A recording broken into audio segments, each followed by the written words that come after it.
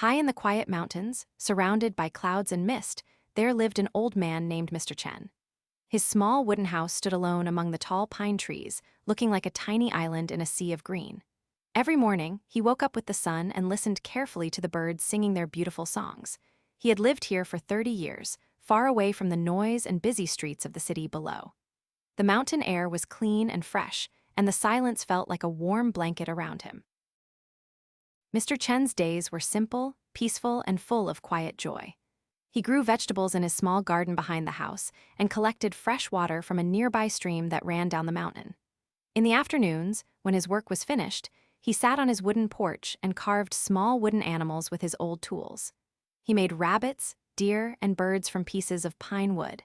He gave them to the children when he visited the village once a month to buy rice and tea. People in the village often asked him with worried faces, "Aren't you lonely up there all by yourself, with no one to talk to?" Mr. Chen always smiled warmly and shook his head.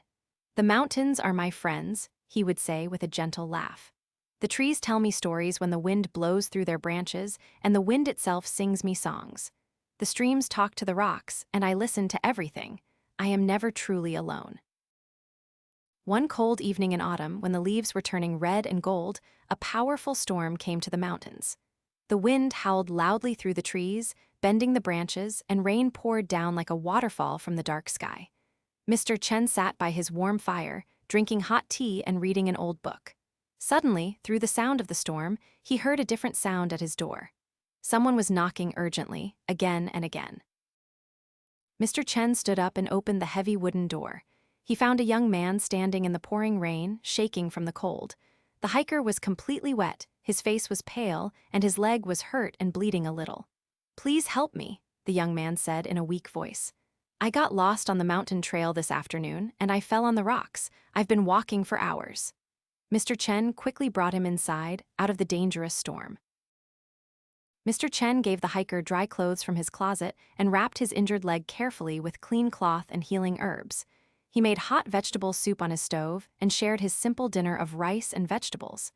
The young man's name was David, and he was a photographer from the city who had come to take pictures of the autumn mountains. "Thank you so much for saving me," David said gratefully, holding the warm bowl. "I thought I would spend the whole night in the cold rain. I might have died out there." The storm lasted 3 long days and nights, with wind and rain that never seemed to stop. During that time, David stayed with Mr. Chen in the small mountain house. They talked about many things while sitting by the fire. David told exciting stories about the busy city, the tall buildings, and the crowds of people. Mr. Chen shared his quiet wisdom about nature, the changing seasons, and the meaning of life. David slowly learned that being alone is very different from being lonely. When the storm finally ended, the sun came out bright and beautiful, making the wet trees sparkle like diamonds. David's leg felt much better after Mr. Chen's care and rest.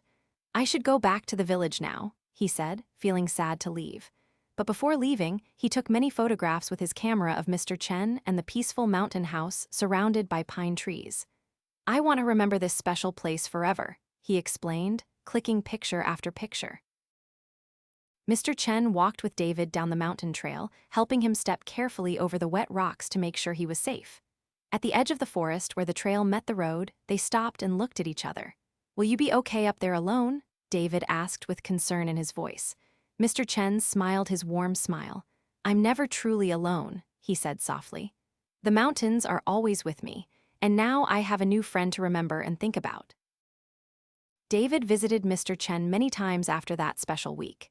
Each time, he brought other friends from the city who wanted to learn about the peaceful mountain life and Mr. Chen's wisdom. Mr. Chen's house became less quiet than before, filled with laughter and conversation, but his heart became warmer and fuller. He realized with happiness that sometimes the best friends are the ones the mountains bring to your door, carried by storms and unexpected events.